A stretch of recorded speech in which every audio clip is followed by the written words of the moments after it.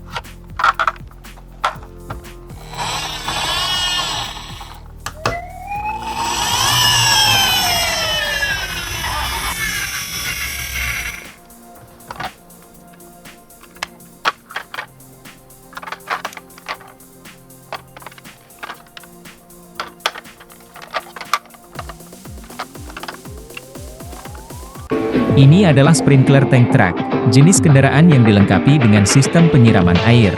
Biasanya digunakan untuk menyiramkan air pada tanaman jalan kota.